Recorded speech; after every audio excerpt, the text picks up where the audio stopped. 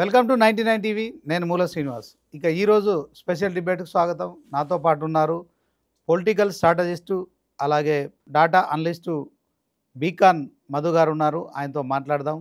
మరి వాస్తవానికి గత అసెంబ్లీ ఎన్నికలు కావచ్చు, పార్లమెంట్ ఎన్నికలు కావచ్చు, సో ఓవరాల్గా మరి మహారాష్ట్ర తర్వాత హర్యానా ఎన్నికలతో పాటు ఢిల్లీలో కూడా సర్వే చేశారు, రీసెర్చ్ చేశారు. ఎన్నికలకు సంబంధించిన అంశంలో మరి మధు గారితో మాట్లాడదాం.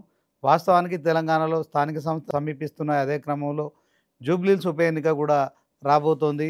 ఒకవైపు హర్యానాలో కూడా అసెంబ్లీ ఎన్నికలు రాబోతున్నాయి. సో మధు గారు ఏం చెప్తారు జూబ్లీహిల్స్ అంశం ముందుగా మాట్లాడదాం. మధు గారు నమస్తే. నమస్కారం. ఎట్లుందండి జూబ్లీహిల్స్ ఎన్నికలకు సంబంధించిన అంశంలో? మధు గారు, వాస్తవానికి అధికారంలో కాంగ్రెస్ ఉంది, తర్వాత సిట్టింగ్ సీట్ బీఆర్ఎస్ పార్టీ కావచ్చు, తర్వాత ఈసారి బీజేపీ కూడా ఖచ్చితంగా రానున్న అన్ని ఎన్నికల్లో మేమే గెలుస్తాం, బీజేపీకి రోజు రోజుకు ప్రజల్లో మద్దతు పెరుగుతుందని చెప్తున్న కామెంట్స్ కావచ్చు, ఓవరాల్గా పార్టీల పరంగా చూసినట్టయితే జూబ్లీహిల్స్లో పరిస్థితి ఎలా ఉంది చెప్పండి. సో కాంగ్రెస్ ప్రభుత్వం ఏర్పడిన దాదాపు ఇంకొక 2 నెలలు అయితే 2 ఇయర్స్ అవుతుంది. 2 ఇయర్స్ వరకు కూడా జరిగేటువంటి మొట్టమొదటి ఎలక్షన్, ఒకసారి కంటోన్మెంట్లో జరిగిన బై ఎలక్షన్ ఒకటి ఉంది. సో అది గెలవడం జరిగింది. సో ఈ ఎలక్షన్కి ఎందుకు ఇంత ప్రత్యేకత అంటే, జూబ్లీహిల్స్ ఎలక్షన్ తర్వాత చాలా ఎలక్షన్స్ వచ్చేటివి ఉన్నాయి. ఒకటి జిహెచ్ఎంసీ రావచ్చు, తర్వాత స్పీకర్ గారు నిర్ణయం తీసుకుంటే రెండో మూడో బై ఎలక్షన్స్ వచ్చే అవకాశం ఉంది. తర్వాత గ్రామ పంచాయతీ, ముఖ్యంగా లోకల్ బాడీస్ అనేటువంటివి ప్రతి పార్టీకి కూడా బేస్, ఆ ఎలక్షన్స్ వచ్చేటివి ఉన్నాయి. సో ఈ జూబ్లీహిల్స్ ఎలక్షన్స్ అనేది ఒక కాంగ్రెస్ పార్టీకి సెకండ్ ఇన్నింగ్స్ లాగా, అంటే దీని రిజల్ట్ అనేది మిగతా వాటికి కొంత బూస్టప్ లాగా ఉంటుంది. అంటే ఈ రిజల్ట్తోనే మిగతా వస్తాయి అనేది కాదు, కానీ ఈ రిజల్ట్తోని కొంతవరకు కాంగ్రెస్ పార్టీ అనేది కానీ మిగతా పార్టీల పర్ఫార్మెన్స్ అనేది బయటకు వస్తుంది. కాబట్టి ఎలక్షన్ అనేది ప్రజల మూడ్ తెలియజేస్తుంది. కాబట్టి జూబ్లీహిల్స్కి చాలా ఇంపార్టెన్స్ ఉంది. కాబట్టి జూబ్లీహిల్స్ అనేది ఇప్పుడు టూ ఇయర్లీ టు డిస్కషన్. యాక్చువల్గా ఇంకా టైం ఉంది, కాకపోతే ప్రచారంలో దాదాపు అన్ని పార్టీలు స్టార్ట్ చేయడం జరిగింది. సో ఇది మాగంటి గోపీనాథ్ గారు మరణించిన తర్వాత జరిగే ఎలక్షన్ కాబట్టి వాళ్ళు బీఆర్ఎస్ పార్టీ యొక్క ఆనవాయితీ ప్రకారం ఎవరైతే చనిపోతారో వాళ్ళ కుటుంబ సభ్యులకే టికెట్ ఇచ్చే అవకాశం ఉంది. కాబట్టి సునీతమ్మ గారికి ఆల్రెడీ టికెట్ అనౌన్స్ చేశారండి. అయిపోయింది. గోపీనాథ్ గారి సతీమణికి టికెట్ అనౌన్స్ చేశారు. అయితే మాగంటి గోపీనాథ్ గారు ఉన్నప్పుడు చుట్టూ క్యాడర్ కానీ లేకపోతే లీడర్, సెకండ్ గ్రేడ్ లీడర్ స్ట్రాంగ్గా ఉంటే, ఫార్చునేట్లీ ఆయన ఒక ముందు కూడా చాలామంది గవర్నమెంట్ వచ్చిన తర్వాత ఇక్కడ చేయడం జరిగింది. కార్పొరేటర్ సిఎన్ రెడ్డి గారు కానీ, సీయుద్దీన్ గారు కానీ, ఇంకా చాలామంది క్యాడర్ అనేది జరిగింది. కాకపోతే ఇప్పుడు ఇక్కడ ఏదైతే ఒక సింపతి వేవ్ అనేది బీఆర్ఎస్ నమ్ముకునేటువంటి ఒక బలమైన ఆయుధం. సో ఆపోజిషన్ పార్టీలో ఉన్నారు, ఇప్పుడు గెలిచిన ఎమ్మెల్యే ఒక 3 సంవత్సరాల మట్టికే ఉంటారు. సో ప్రజల మూడ్ ఏ విధంగా ఉంటుందనేది కాంగ్రెస్ పార్టీ ప్రచారాన్ని బట్టి ఉంటుంది. కాంగ్రెస్ పార్టీ ఆల్రెడీ ప్రచారం స్టార్ట్ చేయడం జరిగింది. దాదాపు గత 15 రోజుల నుంచి 100 కోట్ల ప్రాజెక్టులకు శంకుస్థాపన చేసినారు. తర్వాత 3 ఇన్ఛార్జ్లను ఇచ్చినారు, వివేక్ గారిని, తర్వాత పొన్నం ప్రభాకర్ గౌడ్ గారిని, కమ్మ ఓట్ల సమీకరణం కోసం తుమ్మల నాగేశ్వరరావు గారిని ఇచ్చినారు. ప్రతి 2 డివిజన్లకు ఒక మంత్రిని పెట్టినారు.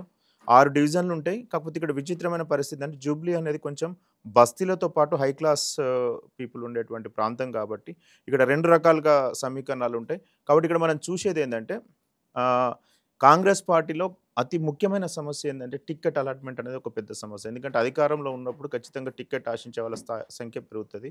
మా సర్వే చేసినప్పుడు దాదాపుగా 3-4తో పాటు ఒక 8 మంది వరకు ఇప్పుడు లిస్ట్ పెరిగింది. నవీన్ యాదవ్ గారితో పాటు బొంతు రామ్మోహన్ గారు, తర్వాత ఇప్పుడు అంజన్ కుమార్ యాదవ్ గారు, తర్వాత ఇప్పుడు వచ్చినటువంటి కంచర్ల విజయలక్ష్మి ఒకరు మినిస్టర్, వాళ్ళ కోడలు ఒకరు కొత్తగా వచ్చింది. తర్వాత దానం నాగేందర్ రెడ్డి గారు, సో చాలా కుసుమ కుమార్ గారు, కమ్మసమ్మ, ఇవన్నిటిని బ్యారేజ్ చేస్తే మనం కరీంనగర్ గ్రాడ్యుయేట్ ఎమ్మెల్సీ ఏదైతే ఉందో అక్కడ జరిగినటువంటి లోటుపాట్లు ఏవైతుందో ఇక్కడ దీన్ని పూరించే ఫస్ట్ బేస్ డిసైడ్ చేస్తుంది. టికెట్ ఎవరు ఇస్తాము అనేది కాకుండా కాంగ్రెస్ పార్టీ చేతి గుర్తు మీదనే ఎవరైతే అంటే పార్టీని నమ్ముకొని ఓట్లు వస్తాయి, క్యాండిడేట్ని కాదనే విధంగా నాకు తెలిసి ఒక స్ట్రాటజీతో పోతుంది కాంగ్రెస్ పార్టీ. సో క్యాండిడేట్కి వచ్చేటువంటి ఓట్ బ్యాంక్ ఒక 10-15% కనుక ఉంటే అది జూబ్లీహిల్స్ అనేది కాంగ్రెస్ పార్టీ గెలిచే అవకాశం ఉంటుంది. దాంట్లో మాకు సర్వే చేసిన దాంట్లో మట్టుకైతే స్థానికుడు, లోకల్ అనే ఫీలింగ్ ఉండి 2 సార్లు ఎలక్షన్స్ పోటీ చేసినటువంటి, అంటే ఎంఐఎం తరఫున ఒకసారి పోటీ చేసినాడు, ఆ తర్వాత సొంత ఇండిపెండెంట్గా పోటీ చేసినాడు. కాబట్టి ఎక్కడ పోలింగ్ బూతులు, పోల్ మేనేజ్మెంట్, తర్వాత ఓటర్స్ ఎట్లా ఉంటుంది అంటే మిగతా రకాల అంశాల పరిధిలో అన్ని కాలనీలకు తెలుస్తుంది. కాబట్టి నవీన్ యాదవ్ గారు స్థానికుడు కాబట్టి కొద్దిగా ఒక 3-4% ఎడ్జ్ ఉంది. రిమైనింగ్ అందరిని ఎవరిని టికెట్ క్యాండిడేట్గా మేము సర్వే చేసినా కానీ పెద్దగా అయితే ప్రజలలో ఎవరైతే ఏంది అనే పరిస్థితిలోనే ఉన్నారు. కాబట్టి స్పెసిఫిక్గా క్యాండిడేట్ బేస్డ్ ఎలక్షన్ కాదు ఇది, కాంగ్రెస్ పార్టీ బేస్డ్ ఎలక్షన్. ఆ పార్టీ కూడా అట్లనే భావిస్తుంది. సో క్యాండిడేట్ల మధ్యలో కూర్చుని పెట్టి వాళ్ళని సమన్వయం చేసి ఇప్పుడు సిఎన్ రెడ్డి గారు ఒకరు ఉన్నారు ఇక్కడ కార్పొరేటర్, వాళ్ళు కూడా రేసులో ఉన్నారు. అయితే ఇక్కడ శ్రీనివాస్ గారు ఎట్లుందంటే ఒక్క ప్రాంతానికి బలంగా ఉన్నారు. ఎగ్జాంపుల్ అంజన్ కుమార్ యాదవ్ గారు ఒక ప్రాంతం బలం ఉన్నారు, ఐక్లా వేరే దగ్గర లేరు, వెంగళరావు నగర్ ఉన్నది, బోరుబండ ఉన్నది, రహమద్ నగర్, ఇట్లా అన్ని ప్రాంతాల్లో ఒక బలమైన నాయకుడు అనేది లేకపోవడం వల్ల ఇప్పుడు ఇష్యూ వస్తుంది. కాబట్టి కాంగ్రెస్ ఈ విజయానికి 43%, 44% కనుక వస్తే మనకు జూబ్లీ హిల్స్ అనేది ఎవరైనా గెలవగలుగుతారు. మధు గారు, జూబ్లీ హిల్స్ నియోజకవర్గానికి వస్తే సుమారు 4 లక్షల మంది ఓటర్లు ఉన్నారు. సో దాంట్లో కేవలం క్రిమి లేయర్ పీపుల్ మాత్రమే ఖచ్చితంగా ఓటింగ్లో పాల్గొంటున్నారు. గ్రేటర్ పరిధిలో చూసుకుంటే ఎక్కడ కూడా ఏ నియోజకవర్గంలో 50% ఓటింగ్ శాతం నమోదైనట్టు అంతకు మించి శాతం ఓటింగ్ కాదు. అఫ్కోర్స్ ఉప ఎన్నికల్లో ఈ పరిస్థితి ఉండదు. ఎంఐఎం ఒకవైపు, తర్వాత హిందూ ఓటర్లు ఒకవైపు చీలబోతున్నారని బీజేపీ ప్రచారం చేస్తుంది. అదే క్రమంలో ఎంఐఎం ఓట్లు కూడా మాకు పడుతున్నాయని బీజేపీ ప్రచారం చేస్తుంది. అంటే బీఆర్ఎస్ కాంగ్రెస్ కొట్లాడుతున్న నేపథ్యంలో అంటే మాకు మేమే పోటీ అని 2 పార్టీలు ప్రచారం చేసుకుంటున్నాయి. సిట్టింగ్ సీటు మేము 3వసారి అంటే గోపీనాథ్ సానుభూతి మాకు వస్తుందని బీఆర్ఎస్ ధీమా వ్యక్తం చేస్తుంది. ఎందుకంటే ఆయన సతీమణి సునీతమ్మకు టికెట్ అనౌన్స్ చేసేశారు. సో దీంట్లో కాంగ్రెస్ బీఆర్ఎస్ కొట్లాడుతున్న నేపథ్యంలో బీజేపీ కూడా రాష్ట్రంలో గతంలో లేనంత పుంజుకుంది. 8 మంది ఎమ్మెల్యేలు గెలవడం కావచ్చు, 8 మంది ఎంపీలు గెలవడం కావచ్చు. At the same time BRS అసెంబ్లీలో ఉన్న ఓటింగ్ పర్సెంట్కి సంబంధించిన అంశంలో లోక్సభకు వచ్చేసరికి 17%కు పరిమితమైంది. దాంట్లో లోక్సభలో బీజేపీ 35 and above % నమోదు చేసుకున్న నేపథ్యంలో జూబ్లీ హిల్స్కి వచ్చేసరికి అసెంబ్లీలో వచ్చిన ఓట్ల కంటే పార్లమెంటులో వచ్చిన ఓట్లు ఏదైతే సికింద్రాబాద్ లోక్సభ పరిధిలో ఉన్నాయి కనుక సో బీఆర్ఎస్ కూడా గట్టిగానే ప్రయత్నిస్తుంది. కేవలం 2 పార్టీలే కాదు, ట్రయాంగిల్ ఫైట్ కొనసాగుతుంది. 3 పార్టీల నేపథ్యంలో ఏ పార్టీకి అనుకూలంగా ఉంటుంది? 1 ఎవరు, 2 ఎవరు, 3 ఎవరు చెప్పండి. అంటే ఇప్పుడు మనం ఇంకా టికెట్ అనౌన్స్ అయినాక మీరు అడిగిన క్వశ్చన్కు పర్ఫెక్ట్గా ఆన్సర్ ఉంటే బాగుంటుంది శ్రీనివాస్ గారు. ఇక్కడ ఏంటంటే దుబ్బాక ఎలక్షన్ తీసుకున్నాం అనుకోండి, ఒక రకంగా ఉంటుంది. అప్పుడు మనకు ఎవరు గెలిచారు? రఘునందన్ రావు అక్కడ క్యాండిడేట్ బేస్డ్తోని గెలవడం జరిగింది, బీఆర్ఎస్కి ఎగనెస్ట్గా కూడా. హుజరాబాద్ తీసుకుంటే 50% ఈటల రాజేందర్ గారి బలము, 50% పార్టీతో గెలవడం జరిగింది. మనం హుజూర్ నగర్ ఎప్పుడైతే ఉత్తమ్ కుమార్ రెడ్డి గారు ఎంపీకి గెలిచిన తర్వాత రిజైన్ చేసినాం అనుకోండి, అప్పుడు ఒక రకమైనటువంటి సిచ్యువేషన్, అప్పుడు ఓడిపోయినారు ఎవరు? కాంగ్రెస్ వాళ్ళు. సో నాగార్జున సాగర్లో డిపాజిట్ రాలేదు బీజేపీకి, అంటే కాంగ్రెస్ గెలవలేదు, బీఆర్ఎస్ గెలిచింది. అంటే ఎలక్షన్ టు ఎలక్షన్ సర్కమ్స్టెన్సెస్ బట్టి ఉంటుంది, జరిగే టైము అది ఏ విధంగా జరుగుతుందనే టైం ఉంటుంది. అయితే ఇక్కడ జూబ్లీ హిల్స్ ఒక సపరేట్ ప్రత్యేకత ఏంటంటే 3,98,000 ఓట్లలో మామూలుగా నార్మల్గా ఎలక్షన్స్ అసెంబ్లీ జరిగితే 45%, ఎందుకంటే హైదరాబాద్ తక్కువ ఓటింగ్ పర్సెంట్ జరుగుతుంది, 45 వరకు మ్యాక్సిమం జరుగుతుంది. మేము ఎక్స్పెక్ట్ చేసేది ఏంటంటే బై ఎలక్షన్ కాబట్టి అందరూ ఊపొస్తుంది, అన్ని పార్టీలలో మొబిలైజ్ చేస్తారు ఓటర్స్ను, బలవంతంగా తీసుకుపోయి ఓటు వేయించే పరిస్థితి కూడా వస్తుంది మనీ మేనేజ్మెంట్తో. కాబట్టి నేనేమనుకుంటున్నా అంటే ఒక 60% వరకు మ్యాక్సిమం ఓటింగ్ అయ్యే అవకాశం ఉంటుంది. అంటే మనం ఇప్పుడు 4 లక్షలు మీరు అన్నారు కదా, ఇంటూ 60% వేసుకుంటే ఒక 2,20,000 వరకు పోలింగ్ జరిగే అవకాశం ఉంటుంది. దీంట్లో ఎవరైతే 43% to 45% ఓటింగ్ పర్సంటేజ్ ఎవరైతే తీసుకుంటారో వాళ్ళు విన్ అవుతారు. అంటే ఇప్పుడు మనం 2,20,000లో 43 అంటే దాదాపు 90,000 ఓట్లు, 80 నుంచి 90,000 ఓట్లు ఎవరైతే తీసుకోగలుగుతారో ఒక 20,000 మెజార్టీతో గెలవగలుగుతారు. అది కాంగ్రెస్ పార్టీ, బీఆర్ఎస్ పార్టీ, లేకపోతే బీజేపీ పార్టీ అని. అయితే ఇక్కడ ఇంపార్టెంట్ పాయింట్ గుర్తుపెట్టుకోవాల్సింది ఏంటంటే ఇక్కడ కార్పొరేషన్ చైర్మన్లను ఒక్కొక్క డివిజన్కి ఇద్దరు, పటేల్ రమేష్ రెడ్డి గారు కానీ, లేకపోతే ఝాన్సీ రెడ్డి గారు కానీ, తర్వాత డాక్టర్ రియాజ్ గారు కానీ, అంటే ఇట్లా ఒక్కొక్కరికి ఒక్కొక్క డివిజన్ బూత్ వైజ్గా అలొకేట్ చేసారు. కాబట్టి పోల్ మేనేజ్మెంట్, బూత్ మేనేజ్మెంట్ మీద మేము రీసెర్చ్ చేసిన దాంట్లో చాలా కాంగ్రెస్ ముందంజలో ఉంది. బీజేపీ ఇప్పుడు స్టార్ట్ చేస్తుంది, టీఆర్ఎస్ ఓన్లీ సింపతి మీద డిపెండ్ అయి ఉన్నది. కాబట్టి ఇక్కడ అన్నిటికంటే కీ ప్లేయర్ ఎవరంటే ఎంఐఎం నిలబడదా, ఎంఐఎం కాంగ్రెస్తో పొత్తు పెట్టుకుంటుందా? నాకు తెలిసినంత వరకు ఎంఐఎం నిలబడుతుంది. ఇక్కడ వీళ్ళకున్న ఓట్ బ్యాంక్ ఎంత అంటే ఒక 12,000, 15,000 ఓట్ బ్యాంక్ ఉంటుంది నార్మల్గా. ఒకవేళ ఇంటర్నల్ అలయన్స్ అయితే ఒక రకంగా ఉంటుంది రిజల్ట్, లేదు బహిరంగంగా అలయన్స్ అయిందనుకోండి అది గన్ షాట్గా కాంగ్రెస్కు లాభం ఉంటుంది. ఇంటర్నల్ అలయన్స్ అయిందనుకోండి 1,30,000 ఓట్లు ఓన్లీ మైనారిటీ ఓట్లు ఉన్నాయండి. అవి ఎవరికి వెళ్తాయి? బీజేపీకి వెళ్ళే ఛాన్స్ చాలా తక్కువ ఉంటాయి, ఎవరు ఒప్పుకున్నా ఒప్పుకోకపోయినా సత్యం. అంటే 1,30,000 వాళ్ళది కూడా 60% తీసుకుంటే 60,000 ప్లస్ 70,000-80,000 ముస్లిం ఓటు వేసే అవకాశం ఉంటుంది. అప్పుడు సింపతి వే మీద ఖచ్చితంగా ఎవరికి వెళ్తుంది, 20,000 30,000 బీఆర్ఎస్కి వెళ్ళినా కానీ maximum vote transfer Muslim to minority to కాంగ్రెస్కే ఉంటుంది అవకాశం. ఇది ఒక్కటి అడ్వాంటేజ్గా ఉంటుంది. అదే అజరుద్దీన్ గారు కనుక నిలబడితే కొంచెం అవుట్రైట్గా ఉండేది సిచ్యువేషన్. కాకపోతే అజరుద్దీన్ గారు యాజ్ ఎ పొలిటికల్ అంటే ఫేస్ పొలిటీషియన్గా పనిచేయలేరు. అంటే ఒక కనెక్టివిటీ కానీ, ఒక ప్రాబ్లమ్ సాల్వింగ్లో కానీ, లేకపోతే దీంట్లో అంత యాక్టివ్గా ఉండలేరు. అంటే సబ్జెక్ట్ ఎక్స్ప్లెయిన్ చేయడంలో కానీ ఉండలేరు. కాకపోతే అదృష్టం కొద్దీ ఆయనకు అలీఖాన్ ఆ సీట్ వచ్చింది కాబట్టి, ఎమ్మెల్సీ పోయింది కాబట్టి ఈ రకమైనటువంటి చర్చకు దారితీసింది. కాకపోతే ఇక్కడ ఒక్కటే ఒక ఛాలెంజ్ సమస్య ఏంటంటే, ఈ ఓటు ట్రాన్స్ఫర్ ఎట్లయితుంది ఎంఐఎం టు కాంగ్రెస్ అనేది ఫస్ట్ ఇంపార్టెంట్ పాయింట్. సెకండ్, ఎవరైతే 10 మంది ఆస్పిరెంట్స్ ఉన్నారో ఈ 10 మంది ఆస్పిరెంట్స్లలో ఒకరికే టికెట్ వస్తే మిగతా 9 మంది ఏం చేయాలి, వీళ్ళని అధిష్టానం సీఎం గారు లేకపోతే పీసీసీ ప్రెసిడెంట్ గారు కానీ లేకపోతే మీనాక్షి ఎట్లా కన్విన్స్ చేసి వీళ్ళని అకామిడేట్ చేసి కంట్రోల్ చేస్తారు అనేది. ఒకవేళ 8 మంది కనుక కంట్రోల్ చేస్తే అది కేక్వాక్ లాగానే ఉంటుంది కాంగ్రెస్కు. మూడోది ఏంటంటే, ఇప్పుడు వాళ్ళు ఏం చేశారంటే అన్ని గుర్రాలను ఆర్ఎస్ఎస్ను పరుగు పెట్టిస్తున్నారు ఏది మార్కెట్లో. టికెట్ ఇప్పుడు వీళ్ళు అనౌన్స్ చేయరు. ఎప్పుడు అనౌన్స్ చేస్తారంటే మొత్తం వేవ్ అంతా స్ప్రెడ్ అయిన తర్వాత, కాంగ్రెస్ పార్టీ అన్ని స్ప్రెడ్ అయిపోయిన తర్వాత అప్పుడు ఆ టికెట్ అనౌన్స్ చేస్తారు.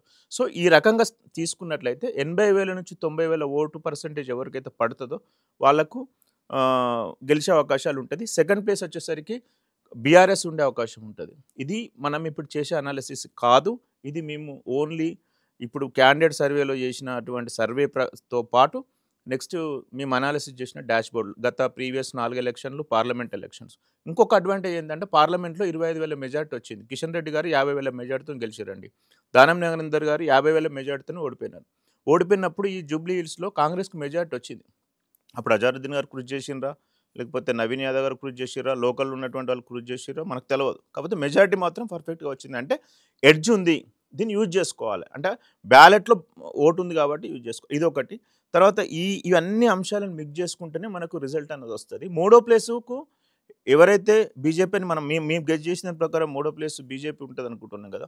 ఈ బీజేపీకి బీఆర్ఎస్కి మధ్యలో పోయినసారి 24,000 ఓట్లు వచ్చినాయి ఎవరికి, దీపక్ రెడ్డి గారికి. మరి దీపక్ రెడ్డి గారికి టికెట్ ఇస్తారా, దత్తాత్రేయ గారి కూతురికి ఇస్తారా, లేకపోతే ఇంకొక డాక్టర్కి ఇస్తారా, అది మనకు తెలియదు. స్టిల్ ఇంకా దే ఆర్ డిసైడింగ్లోనే ఉన్నారు. బీఆర్ఎస్ ఒక్కటే కన్ఫర్మ్ చేసింది. అయితే ఎప్పుడైతే ఈ ముగ్గురు క్యాండిడేట్లను మనం ఐడెంటిఫై చేస్తామో అప్పుడు మనం క్లియర్ కట్గా చెప్పగలచ్చు ఓటు ఎట్లా ట్రాన్స్ఫర్ చేస్తారు. అంటే అభ్యర్థుల ప్రకటన తర్వాతనే మీరు ఒక క్లారిటీ ఇప్పుడు ఉన్న అనాలిసిస్ ప్రకారం నవీన్ యాదవ్ గారికి ఎంఐఎంకి మధ్యలో కొంచెం దగ్గరగా సంబంధాలు ఉన్నాయి. ఎందుకంటే ఆయన ఒకసారి ఎంఐఎంతో పోటీ చేసినాడు కాబట్టి ఆ సింక్ కెమిస్ట్రీ బాండ్ అనేది అదొకటి ఉంది. సో ఇట్లా ఇప్పుడున్న పరిస్థితుల ప్రకారం అయితే కొద్దిగా ఎడ్జ్ అంటే ఒక 10 నుంచి 15,000 మెజారిటీ ఎడ్జ్ ఏదైతే పర్సంటేజ్ ఉందో అది కాంగ్రెస్ వైపు ఉంది. ఆ తర్వాత నెక్స్ట్ బీఆర్ఎస్ వైపు ఉంది. ఆ థర్డ్ బీజేపీకి మాత్రం 24,000 ఓట్ల నుంచి గణనీయంగా ఓట్లు పెరుగుతుండేవి. ఇప్పుడు పార్లమెంట్లో మోడీ గారితో వచ్చిన ఓట్లు ఏపైతున్నా అన్ని ఓట్లు వచ్చే అవకాశం ఉంటుంది ఇక్కడ. కాబట్టి మ్యాక్సిమం ఇప్పుడు ఉన్నటువంటి అనాలిసిస్ ప్రకారం మా బీకాన్ సంస్థ తరఫున మాత్రం ఇదండి శ్రీనివాస్ గారు. ఓకే, వాస్తవానికి స్థానిక సంస్థల ప్రస్తుత పరిస్థితి ఎట్లుంది, గ్రౌండ్ రిపోర్టు సర్వే విశ్లేషణ ఎలా చేస్తారు చెప్పండి. స్థానిక సంస్థలు అనేటువంటివి ఎప్పుడు కానీ యాక్చువల్గా గవర్నమెంట్ ఒక పెద్ద మిస్టేక్ ఏం చేసిందంటే ఎలక్షన్స్ పార్లమెంట్ ఎలక్షన్స్ అయిపోయినాక స్థానిక సంస్థలు గడువు ముగిసినాక 2-3 నెలలు పెట్టేస్తే అసలు ఎలాంటి ప్రాబ్లం వచ్చేది కాదు. ఎందుకంటే యాంటీ ఇన్కంబెంట్స్ అనేది కామన్గా ఉంటుంది రూలింగ్ గవర్నమెంట్ మీద. అయితే అప్పుడు ఉన్నటువంటి 70% సర్పంచ్లు అందరూ కూడా బీఆర్ఎస్ వాళ్ళే ఊళ్ళల్లో. ఇప్పుడు అయిపోయిన కాలపరిమితి అయిపోయిన సర్పంచ్లు అందరూ కూడా మ్యాక్సిమం 70% బీఆర్ఎస్ వాళ్ళు, ఒక 25% ఎవరైతే ఉన్నారో వాళ్ళు కాంగ్రెస్ వాళ్ళు, ఒక 5% బీజేపీ ఇండిపెండెంట్స్ ఉన్నారు. అయితే దాన్ని లేట్ చేసుకుంటూ రావడం వల్ల కొన్ని రకాలైనటువంటి ఇష్యూస్ల వల్ల ఇప్పుడు ఎట్లా అంటే ఒక తటస్థమైన పొజిషన్లో ఉంది.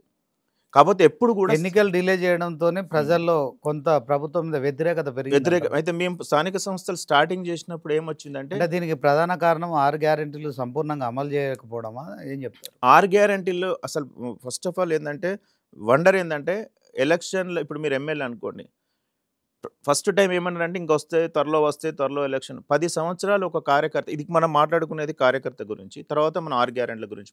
కార్యకర్తకి ఏముంటుందంటే మన ప్రభుత్వం 10 ఏళ్ళ తర్వాత వచ్చింది కదా, సో మనకి ఏదైనా సర్పంచో ఎంపీటీసో ఎంపీపో ఏదో ఒక పదవి మార్కెట్ కమిటీ చైర్మన్ రావాలి చేయాలి అనేటువంటి పరిస్థితి ఉంటుంది. ఇప్పుడు నీకేమైంది, ఫస్ట్ ఇయర్ గడిచిపోయింది, సెకండ్ ఇయర్ గడిచిపోయినాయి, ఇష్యూస్ పెరుగుతున్నాయి, బడ్జెట్ లేదు, హామీలు ఎక్కువ ఉన్నాయి. దీనివల్ల ఇక్కడ బీఆర్ఎస్ వాళ్ళు ప్రతిపక్షంలో ఉన్నటువంటి వాళ్ళు మామూలుగా బీజేపీ బీఆర్ఎఫ్ రెండు కూడా విమర్శిస్తుంటాయి. ఈ విమర్శించడం వల్ల ఏమవుతుందంటే మనం మెల్లగా పోస్ట్ పోన్ చేసుకుంటూ వచ్చినాం. ఎప్పుడు కానీ గుర్తుపెట్టుకోండి, పాలిటిక్స్లో బేసిక్ ప్రిన్సిపల్ ఏంటంటే అధికారం 5 సంవత్సరాలు ఉంటుంది కదా, ఈ దగ్గరకు వచ్చిన కొద్దీ ఏది 2 సంవత్సరాలు గడిచింది, 3 సంవత్సరాలు గడిచింది, 4 సంవత్సరాలు వచ్చినాక దగ్గర కొద్దీ ఏమవుతుందంటే ప్రజల్లో చైతన్యం పెరుగుతుంది. అంటే ఇంకో సంవత్సరం అయితే గవర్నమెంట్ ఎవరు వస్తారో తెలియదు కదా, అప్పుడు చూసుకుందాం అనే పరిస్థితి వస్తుంది. అదే ఫస్ట్ ఇయర్కు అంటే కాంగ్రెస్ ఇప్పుడు ఎడ్జ్ మీద ఉందా, 2 సంవత్సరాలు ఇది ఇంకా ఇప్పుడు డిలే చేయకూడదు. నవంబర్ ఏదైతే జూబ్లీ హిల్స్ ఎలక్షన్స్ తర్వాత ఇంకా డిలే చేసి ఫిబ్రవరి మార్చో పెట్టింది అనుకోండి, ఇంకా విపత్కర పరిస్థితులు ఏర్పడతాయి.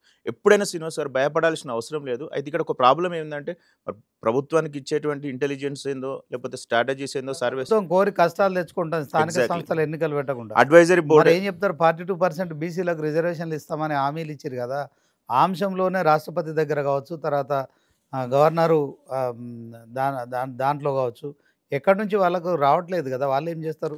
బీసీలలో మరి రాజకీయ పరంగా ఇస్తే తర్వాత విద్యా ఉద్యోగాల సంగతి ఏందని అడుగుతారు. సో దీన్ని ఒక చట్టబద్ధత కల్పించాలనే లక్ష్యంతో కాంగ్రెస్ బీసీల ఓట్ల కోసం కావచ్చు, బీసీల రిజర్వేషన్ కోసం కావచ్చు చేస్తున్న దాంట్లో కాంగ్రెస్ ప్లస్ అవుతుంది కదా, మైనస్ ఎందుకు అవుతుంది? కాంగ్రెస్కు ఎట్టి పరిస్థితుల్లో ఇప్పుడు స్థానిక సంస్థల ఎలక్షన్స్ పెట్టినా కానీ నేను ఏమంటున్నా అంటే, నేను కట్ చేసిన, sorry to interrupt you, intelligence కానీ అడ్వైజరీ కానీ తర్వాత పక్కకున్న స్ట్రాటజీస్ కానీ ఎందుకో ఒక రాంగ్ డైరెక్షన్లో వెళ్తున్నాయి. అంటే చేయాల్సిన పని అప్పుడు చేస్తే ప్రాబ్లం ఉండేది కాదు, అనవసరంగా దాని కోరి పేరు తెచ్చుకో. అయితే ఇప్పుడు 42% అనేది శ్రీనివాస్ గారు ఎవరు ఒప్పుకున్నా ఈ రోజుకి ఇప్పటికిప్పుడు తేలే అంశం కాదు. కులగణన అనేది ఏదైతే ఉందో అది ఒక ఫస్ట్ స్టెప్ అది అయిపోయింది. దాంట్లో తప్పులుండని ఒప్పులుండని కోర్టుకి వెళ్తే ఫస్ట్ అడిగేది క్వశ్చన్ ఏంటంటే, గవర్నమెంట్ మీరు ఏ బేసిస్లో చేసినారు, చట్టబద్ధంగా చేసినారా లేకపోతే ప్రైవేట్ ఏజెన్సీ చట్టబద్ధంగా చేసినారు, ప్లానింగ్ కమిషన్ నుంచి చేసినారు, డేటా వచ్చిందా, 46 + 10 ముస్లిమ్స్ కలిపితే 56 వచ్చింది, ఓకే 56 ఉన్నారు. ఆ తర్వాత ఏం చేసినారు, అసెంబ్లీలో ఆమోదం పొందింది కదా, ఆ తర్వాత ఏం చేసినారు, ఆర్డినెన్స్ చట్టం తెచ్చినారు కదా. అంటే ఒక్కొక్క స్టెప్ వేసుకుంటూ పోతే ఇంకొక 3 సంవత్సరాలు పడుతుంది. ఈ 3 సంవత్సరాల వరకు అయితే మనం ఎలక్షన్స్ ఆపలేం కదా. వాడు కోర్టులో కేసు వేస్తాడు, ఎలక్షన్స్ అయినాక కూడా కోర్టులో కేసు వేస్తే రిజల్ట్స్ ఆగుతాయి కదా. ఇది ఇక్కడ సమస్య కాదు. దాన్ని ఏదో రకంగా ఇప్పుడు ప్రజలు, నేను కాంగ్రెస్ కార్యకర్తల దగ్గర ఆపిన, కాంగ్రెస్ కార్యకర్తలు ఏ విధంగా చూస్తారంటే 10 సంవత్సరాల తర్వాత మాకు అధికారం వచ్చింది, మీరు ఎమ్మెల్యేలు ఎట్లయితే మీరు అధికారంలో ఉన్నారో మేము కూడా ఒక సర్పంచ్ స్థాయిలో, ఒక ఎంపీటీ స్థాయిలో, ఒక జడ్పీటీసీ స్థాయిలో, ఒక కోఆప్షన్ మెంబర్నో లేకపోతే ఎంపీపో వైస్ ఎంపీపో, ఒక market committee chairman, single window chairman, ఒక డైరెక్టర్లో, ఒక గుడికి చైర్మన్, ఇన్ని అంటే మేము అనాలిసిస్ చేసినాం, మీకు రిపోర్ట్ నేను ఇస్తా. 2 lakhs వేకెన్సీస్ ఉన్నాయండి. 2 lakhs వేకెన్సీస్ గ్రౌండ్లో ఉన్నాయి. ఇవన్నీ ఎవరు ఫిల్ చేసుకోవాలి? ఇప్పుడు ఎవరు ఉన్నారు ఆ 2 lakhs పొజిషన్లో? పాత గవర్నమెంట్ ఉన్న వాళ్ళే ఉన్నారు. అవి కాలపరిమితి అయిపోయినాయి, చాలా ఉన్నాయి. ఇప్పుడు ఏమవుతుందంటే కాంగ్రెస్ పార్టీకి డౌన్ఫాల్ ఎందుకు బ్యాక్గ్రౌండ్లో పోతుందంటే, మీరు కరెంట్ సర్పంచ్, నేను ఇప్పుడు కావాలనుకుంటున్న కాంగ్రెస్ సర్పంచ్ అనుకోండి, మీరు ఏం చేస్తున్నారు, మీకు ఏం లేదు బాధ, మీరు ఆల్రెడీ అయిపోయినారు, మీరు మీ బీఆర్ఎస్ పార్టీని ఏదో సోషల్ మీడియాలో అక్కడెక్కడో విమర్శిస్తున్నారు. నేను ఏం చేస్తున్నా, నాకు అవకాశం లేదు కదా, నాకు ఇస్తుందో ఏదో పార్టీ, నేను ఎందుకు చేయాలని మీకు కౌంటర్ ఇవ్వడం ఆపేసినాను. ఈ కౌంటర్ ఇవ్వడం ఆపేయడం వల్ల ఏం జరుగుతుందంటే, ఎన్ని పథకాలు ఇచ్చినా ఈ మార్కెట్ల కంటే ప్రజలలోకి పోవట్లేదు. అంటే ఇక్కడ ఏమైతుందంటే క్షేత్రస్థాయిలో కార్యకర్తలు ఉత్సాహంగా లేరు, నిరుత్సాహంగా ఉన్నారు. ఎగ్జాక్ట్లీ, అంటే నిరుత్సాహం అని అనను కానీ వాళ్ళకు, అంటే మేము ఒక అధికారం వచ్చిన తర్వాత మీరైతే ఎట్లయితున్నారు, ఇప్పుడు మీరు చూడండి, మీరు మీ టీంతో 99 టీవీతో మీరు ఒకసారి రిపోర్ట్ని అడగండి. ఈ 42% కొన్ని రోజులకు పట్టించుకోరు. ఫస్ట్ ఏదో ఒక రిజర్వేషన్ ఎలక్షన్ పెట్టండి, తర్వాత మేము ఎవరో ఒకడైతే చట్టసభలకు పోతారు కదా అనే పరిస్థితిలో ఉంటుంది. అయితే ఇదొకటి ఉంది. అంటే ప్రభుత్వం ఎందుకు ఇప్పుడు ఎన్నికలు నిర్వహించట్లేదు? దీంట్లో ప్రభుత్వం మీద ప్రజాభిప్రాయం ఏమైనా వ్యతిరేకత ఉందా? దీంట్లో ప్రభుత్వం మెరుగుదల కోసం ఇప్పటికే రైతు భరోసా లాంటివి కూడా స్కీములు ఇంప్లిమెంట్ చేస్తున్నారు కదా. సో ఈ భవిష్యత్తులో కాంగ్రెస్ ఈ వ్యతిరేకతను తగ్గించుకునే పరిస్థితి లేదా? ఫస్ట్ ఆఫ్ ఆల్ ఏంటంటే, సోషల్ మీడియాలో ఏదైతే వస్తుందో వీళ్ళు చేసిన సంక్షేమాల కంటే చేయని వ్యతిరేకత. ఇప్పుడు బీఆర్ఎస్ గవర్నమెంట్ కూడా 400 హామీలు ఇచ్చింది, అందులో ఒక 5-6 పర్ఫెక్ట్గా ఇంప్లిమెంట్ చేసింది. ఆ ఇంప్లిమెంట్ చేసిన వాటిని వాళ్ళు ప్రొజెక్ట్ చేసుకున్నారు. అంటే ఎగ్జాంపుల్ మీరు ఉన్నారనుకోండి, మీకు ఏదో ఒక పథకం అయితే వస్తుంది, మీకు రుణమాఫీ అయినా రావచ్చు, సన్నవడ్ల అయినా రావచ్చు, బోనస్ అయినా రావచ్చు, ఏదో ఒకటైతే ఉంటుంది. అంటే మీ ఖాతాలో మీ యొక్క ఫలితాన్ని, సంక్షేమ పథకాన్ని అనుభవించే వాళ్ళు ఉన్నారు, కానీ మనం వాళ్ళని పలకరిస్తలేము అంటే మనం వేరే టెన్షన్లో ఉన్నాం, గెలువం, ఓడిపోతున్నాం, అంటే మనకు మనమే. స్థానిక సంస్థల ఎన్నికలు ఎప్పుడైనా కూడా అధికారంలో ఉన్న ఎగ్జాక్ట్లీ. పార్టీ కావచ్చు, ప్రభుత్వానికి అనుకూలంగా ఫలితాలు ఉంటాయి. దాంట్లో ఇంత పెద్ద చర్చ అవసరం లేదు వాస్తవానికి. మీరు అన్నట్టు బీఆర్ఎస్ రాజకీయ భవిష్యత్తు, కవిత ప్రభావం వచ్చే ఎన్నికల మీద ఎలాంటి ప్రభావం ఉండబోతుంది? కవిత ఇష్యూ బీఆర్ఎస్కి ఏమైనా నష్టం కలిగిస్తుందా? ఇప్పుడు మనము చెప్పేదాంట్లో ఒక లాస్ట్ పాయింట్ చెప్తా. 6 గ్యారెంటీస్లో రైతు భరోసా, సన్నాలు, బోనస్ కొంతవరకు వర్కౌట్ అయింది. ఆర్టీసీని యూజ్ చేసుకునే వాళ్ళు ఉన్నారు, కానీ దాన్ని ట్రాకింగ్ చేసే వాళ్ళు లేరు. ఆధార్ కార్డు మీద ఒక మహిళ ఎన్ని కిలోమీటర్లు తిరిగింది అనేది నీకు ఇంటికి బిల్లు పంపిస్తే, ఎగ్జాంపుల్ మీరు 5 సార్లు హైదరాబాద్కి వచ్చారు అనుకోండి, 5 × 500 అనుకోండి, 2500 నీకు మీ గవర్నమెంట్ ఖర్చు పెట్టింది. అంటే ప్రొజెక్షన్ అనేది సంక్షేమ పథకాలు ఇస్తూ ఆ ప్రొజెక్షన్ డేటా అనేది చేరవేయడంలో కాంగ్రెస్ పార్టీ ఫెయిల్యూర్ అయింది. First point. సెకండ్, వీళ్ళ దగ్గర డేటా లేదు. సంక్షేమ పథకాల ఏదైతే మీరు ఇచ్చిరో, అంటే పార్టీ ఏదైతే కాంగ్రెస్ ప్రభుత్వం ఇచ్చిందో దాని ట్రాకింగ్ సిస్టమ్ ఫెయిల్ అవ్వడం వల్ల, అంటే ప్రజలు ఈయనోడు దాన్ని బదనం చేస్తున్నాడు. ఏది నాకు రాలేదు, నాకు రుణమాఫీ కాలేదు, వాడు ఒక 30% ఉంటాడు, 70% నోరు మెదుపుతలేరు. అంటే నోరు మెదపకపోవడం వల్ల, అంటే వాళ్ళని మందలియకపోవడం వల్ల, ఈ ఎలక్షన్స్ పెట్టకపోవడం వల్ల రోజు రోజుకి ఏమైందంటే బీఆర్ఎస్ దాని social media, BJP social media అడ్వాంటేజ్గా తీసుకొని వాళ్ళను కార్నర్ చేసే ప్రయత్నం జరుగుతున్నది. సంక్షేమ పథకాలు అనేటువంటిలో నెక్స్ట్ ప్రజలు కోరుకునే సంక్షేమ పథకం ఏంటంటే, పోయిన సంవత్సరం బీఆర్ఎస్ వాళ్ళు 2500 పింఛన్ ఇచ్చారు, వీళ్ళు 4000 ఒప్పుకున్నారు కదా, 4000 ఎక్స్పెక్ట్ చేస్తలేరు. అప్పుడు రిజిస్టర్ చేసుకున్న తర్వాత ఒకటి కూడా ఇంతవరకు శాంక్షన్ కాలే. అందులో కాంగ్రెస్ వాళ్ళు పెట్టుకున్నప్పుడు రిజెక్ట్ అయినాయి. నాకు ఇవి చాలామంది ఎమ్మెల్యేలు చెప్పింది ఏంటంటే, నేను అప్పుడు అప్లై చేసుకున్నా, ఇంతవరకు కొత్త పింఛన్ రాలేదు, ఎందుకంటే మేము కాంగ్రెస్ వాళ్ళమనో అప్పుడు ఫండ్ లేదని రాలేదు, మా ప్రభుత్వం వచ్చింది కదా, కనీసం మమ్మల్ని పాత పింఛన్లను ఇంక్లూడ్ చేయండి, కొత్త తర్వాత ఇస్తారు 4000, బడ్జెట్ లేదో ఏదో చెప్పిస్తారు. అదొక పాయింట్. సెకండ్ పాయింట్ ఏంటిదంటే శ్రీనివాస్ గారు, చాలా విచిత్రమైంది. రేషన్ కార్డులో అప్పుడు ఒక్కటి కూడా ఇవ్వలే. ఇప్పుడు రేషన్ కార్డు మీరు చూడండి, ఉన్న జనాభాలో సగం రేషన్ కార్డులు ఉన్నాయి. రేషన్ కార్డులు కూడా అంటే సంక్షేమ పథకాలు జరగలేదు అని అనను, అభివృద్ధి కంటే ఎక్కువనే సంక్షేమ పథకాలు జరిగినాయి. అభివృద్ధి చాలా తక్కువ జరిగింది బడ్జెట్ వల్ల. సంక్షేమ పథకాలు ఇస్తూ ఆ సంక్షేమ పథకాల నుంచి ఓటర్లుగా మలుచుకోవడంలో పార్టీ ఫెయిల్ అయింది. ఈ పాయింట్ ప్రభుత్వం చేసింది చెప్పుకోలేకపోతుందా? పార్టీ ఇది ఎందుకు చెప్పుకోలేకపోతుంది అంటే, ఒక టీం వర్క్ అనేది కంపల్సరీ ఉండాలి. ఎందుకు ప్రతిరోజు మంత్రులు ప్రజలలోనే ఉంటున్నారు, ముఖ్యమంత్రి ప్రతిరోజు సెక్రటేరియట్కి వస్తుండ్రు, లేకుంటే పోలీస్ కమాండ్ కంట్రోల్ సెంటర్. ముఖ్యమంత్రి రేవంత్ రెడ్డి డిసెంబర్ 7, 2023 ప్రమాణ స్వీకారం చేసిన తర్వాత ఆయన ప్రతిరోజు మినిమం ఒక 15 గంటలను పని చేస్తున్నారు. సో దీంట్లో గతంలో కేసీఆర్ ఫామ్ హౌస్లో ఉన్న తర్వాత ప్రగతి భవన్, అప్పుడు ప్రగతి భవన్, ఇప్పుడు ప్రజాభవన్. సో దీంట్లో మంత్రులంతా క్షేత్రస్థాయిలో వెళ్తున్నారు, హైదరాబాద్లో ఇన్ఛార్జ్ మంత్రులు. సో ఎక్కడి వాళ్ళు అక్కడ బాగా జనాల్లోనే ఉంటున్నారు. సో ఎందుకని ఎక్కడ వైఫల్యం ఎక్కడ జరుగుతుంది? ఇప్పుడు దీనికి కరెక్ట్గా ఆన్సర్ పొలిటికల్ రీసెర్చ్లో ఏమంటామంటే రీసెర్చ్ యూటిలైజేషన్ అంటాం. ఒక కెప్టెన్ ఎప్పుడు క్రికెట్ ఆడడంలో మొత్తం అన్నీ ఆడాడు, కింద ఉన్నటువంటి ప్లేయర్స్ ఎవరైతే ఉన్నారో వాళ్ళు పర్ఫెక్ట్గా ఆడాలి. అంటే ఇప్పుడు మనకు మినిస్టర్స్ ఎన్ని రోజుల తర్వాత మీరు ఫిల్ చేసినారు? 2 సంవత్సరాల తర్వాత ఫిల్ చేసినారు, ఒక 1.5 year తర్వాత ఫిల్ చేసినారు, ఇంకా 3 పెండింగ్లో ఉన్నాయి. ఆ 3టిని వదిలితే 3 జిల్లాలు కవర్ అయిపోతాయి. 1, 2 అందరి మధ్య టీం వర్క్ అనేది ఉండాలి. ఒక స్టెప్. 3 జిల్లాలు కవర్ అయితే గానీ ఒక 6 అసమ్మతి తయారైపోయి పార్టీకి నష్టం జరుగుతుందని ఆలోచిస్తాను. అసమ్మతి అనేది ఖచ్చితంగా కాంపిటీషన్ ఉన్న దగ్గర ఉంటుంది. ఇప్పుడు 6 కోసం ఇప్పుడు 1,00,000 మంది అని చెప్పినాం కదా మనం, ఏదైతే కోఆప్షన్ మెంబర్ నుంచి ఎమ్మెల్సీ వరకు ఉన్నాయి కదా, మీరు ఈ 1,00,000 మంది వారియర్స్ను మీరు దాచిపెట్టినారు. అది పోనీయండి శ్రీనివాస్ గారు. ఇప్పుడు డీసీసీ ప్రెసిడెంట్లు పాతయ్యే ఉన్నాయా, కొత్త ఇచ్చిరా? జనరల్ సెక్రటరీలు, టీపీసీసీ స్పోక్స్ పర్సన్స్ ఎంతమంది ఇచ్చినారు? మీరు 70 మెంబర్స్ ఇచ్చినారు కదా. ఇచ్చి ఏదైతే ఫస్టే ఇస్తే ఇప్పుడు వాళ్ళకు ఒక 2 years పబ్లిసిటీ. పాత వాళ్ళు పనిచేస్తున్నారు కదా. ఒక్కటండి, పాత వారు ఇప్పుడు కార్పొరేషన్ చైర్మన్లు ఎన్ని ఇచ్చినారు? సగం ఇచ్చినారు, సగం ఆపినారు.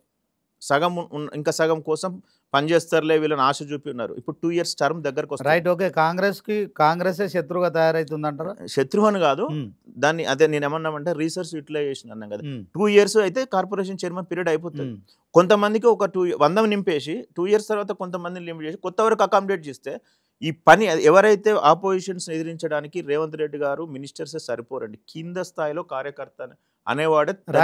కార్యకర్తల్లో నిరాశ. ఇంకొకటి, సోషల్ మీడియా అనేది కాంగ్రెస్ పార్టీ ప్రభుత్వానికి రావడానికి ఒక 20% సోషల్ మీడియా పనిచేసింది. ఆ సోషల్ మీడియా అనేది ఇప్పుడు ఏమైంది, వ్యతిరేకత కొద్దిగా ఉన్నది. అది ఎక్కడ ఉన్నదని గమనించి దాన్ని సెటరప్ చేయడం పెద్ద విషయం కాదు. అంటే ఏమైనా తప్పులు జరిగితే సోషల్ మీడియాతోని ప్రజల్లో వ్యతిరేకత పెరుగుతుందా లేకుంటే అనుకూలత పెరుగుతుందా? పెరుగుతుంది వ్యతిరేకత, ఎప్పుడు నెగిటివిటీ పెరుగుతుంది. సోషల్ మీడియా ప్రజలు నిజంగా విశ్వసిస్తున్నారా? మీరు ఒక విషయం గుర్తుపెట్టుకోండి. ఇప్పుడు మనం మాట్లాడుకుంటాం కదా, సరే మనం ఫస్ట్ టైం మాట్లాడుతున్నాం, మీరు అడుగుతున్నారు కాబట్టి. ఇప్పుడు మనం బిట్ వేస్తాం కదా, ఒక షాట్ వేస్తాం కదా, ఆ షాట్ ఇంట్లో పొలం దగ్గర చూస్తే ప్రజల అభిప్రాయం మారుతుంది. ఎవడో ఒక్కరు మంచిగా చెప్పే విషయం ఉంటుంది చూసిందా, ఆలోచింపజేసేది ఉంటుంది చూసిందా, ఆలోచింపచేసేటువంటి పాయింట్ ఉంటుంది చూసిందా, ఆ పాయింట్ ఖచ్చితంగా రైట్. ఓకే, బీఆర్ఎస్ రాజకీయ భవిష్యత్తు ఏంటి? కవిత ప్రభావం ఏముంది దాంట్లో? వచ్చే ఎన్నికల మీద జూబ్లీహిల్స్ కావచ్చు, జూబ్లీహిల్స్ తీసుకుందాం, స్థానిక సంస్థల్లో ఖచ్చితంగా మరి బీఆర్ఎస్కే అనుకూలంగా ఉన్నట్టు సర్వేలు చెప్తున్నట్టు తెలుస్తుంది. మీ beacon strategic solution and research స్థానిక సంస్థలు కావచ్చు, చెప్పండి ఎలా ఉంది? స్థానిక సంస్థలు అంటే మనకు 13,000 సుమారుగా, సబ్జెక్టు కరెక్షన్, నేను రౌండ్ ఫిగర్ 13,000 గ్రామ పంచాయతీలు వేసుకొని, ఒక 6,000 ఎంపీటీసీలు వేసుకుంటే, ఒక 550 జెడ్పీటీసీలు వేసుకుంటే, దాదాపు 60% వరకు స్టిల్ ఇప్పుడు కాంగ్రెస్ ప్రభుత్వం కొట్టగలుగుతుంది. ఎందుకంటే అధికారంలో ఉన్నప్పుడు 60% చాలా తక్కువ కదా మరి. ప్రెసెంట్ నేను ఏమంటున్నా, 40% బీఆర్ఎస్ఏనా?